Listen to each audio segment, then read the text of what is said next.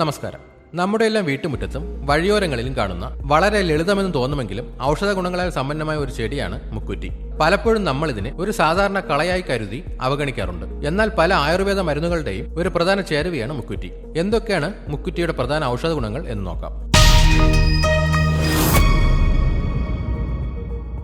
ചെറിയ മുറിവുകൾ, ചതവുകൾ എന്നിവ മാറ്റാൻ മുക്കുറ്റിക്ക് മികച്ച കഴിവുണ്ട്.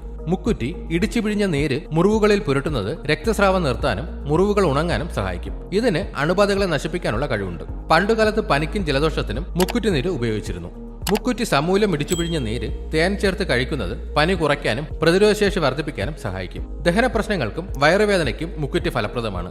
മുക്കുറ്റി സമൂലം അരച്ച് മോരിൽ കലക്കി കുടിക്കുന്നത് വയറുവേദനയ്ക്കും വയറിളക്കത്തിനും ആശ്വാസം നൽകും. ചിലതരം അലർജികൾക്കും ചൊറിച്ചിലിനും മുക്കുറ്റി അരച്ച് പുരട്ടുന്നത് നല്ലതാണ്. സ്ത്രീകളിൽ ആർത്തവ സംബന്ധമായ പ്രശ്നങ്ങൾക്കും അമിത രക്തസ്രാവത്തിനും മുക്കുറ്റി ഉപയോഗിക്കാറുണ്ട്. ഇത് എങ്ങനെയാണ് ഉപയോഗിക്കേണ്ടതെന്ന് നോക്കാം. മുക്കുറ്റി സമൂലം പറിച്ചെടുത്ത് നന്നായി കഴുകി അരച്ചെടുക്കുക.